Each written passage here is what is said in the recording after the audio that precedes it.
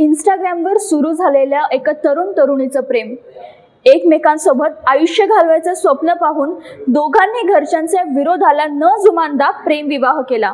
7 महिने निघून गेले, पण मग यात एंट्री झाली एका विलनची।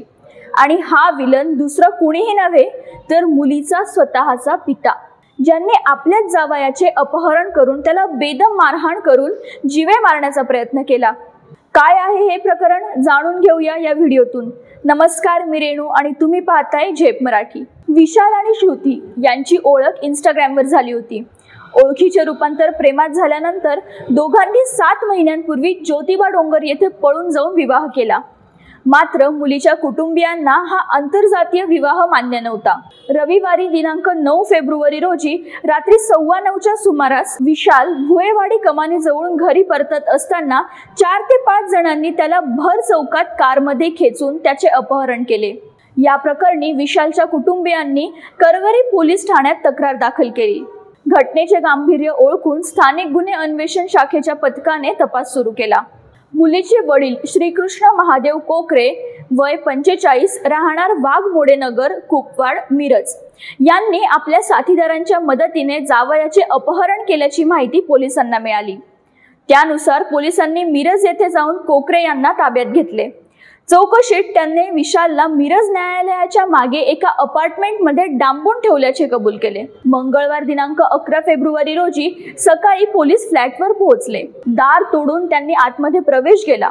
तिथे विशाल त्यांना दोरखंडांनी बांधलेल्या रक्तबंबाळ अवस्थेत आढळून आला। त्याला तातडीने रुग्णालयात दाखल करण्यात आले। एखादा दिवस उशीर झाला असता तर त्याच्या जीवाचे बरे वाईट झाले असते।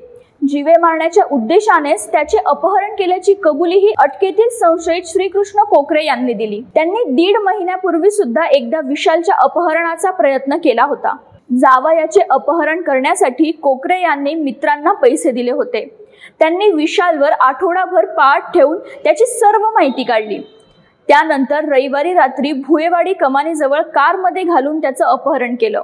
कोकरे यांचे साथीदार धीरज उर्फ हनुमंत पाटील, वय 56, राहणार कवठे पिरान, मिरज, सांगली आणि राजेंद्र परमेश्वर कट्टीमणी, वय 33, राहणार कुपवाड, MIDC, सांगली यांना पोलिसांनी अटक केली। पोलिसांनी या गुन्ह्यातील कार, दुचाकी आणि मोबाईल असा एकूण 4.5 लाखांचा मुद्देमाल जप्त केलाय। उर्वरित आरोपींचा शोध सुरू असून लवकरच त्यांना अटक केली जाईल अशी माहिती पोलिसांनी दिली। आंतरजातीय विवाहामुळे होणारे वाद आणि कुटुंबियांचा विरोध नवीन नाही। अशा घटना नेहमीच ऐकायला मिळतात, कधी ऑनर किलिंगच्या स्वरूपात, तर कधी दबाव टाकून जबरदस्तीने संबंध तोडण्याच्या स्वरूपात, तर कधी थेट हिंसाचाराच्या क्रूर पद्धतीने। प्रेम गुन्हा आहे का? आणि जर गुन्हाच असेल तर त्याची शिक्षा कोण ठरवणार? समाज, कुटुंब की कायदा? पण अशा घटनांमध्ये कायद्याचा मार्ग सोडून हिंसक पद्धतीने सूड उगवणे योग्य आहे का? आम्हाला कमेंट करून तुमचे विचार नक्कीच कळवा। व्हिडिओ आवडला असेल तर लाईक करा, शेअर करा आणि हो, झेप मराठीला सबस्क्राईब करायला विसरू नका। अशाच वेगळ्या आणि ताज्या बातम्यांसाठी पाहत रहा झेप मराठी, आरसा महाराष्ट्राचा। संपादक प्राध्यापक अनिल चव्हाण, धुळे।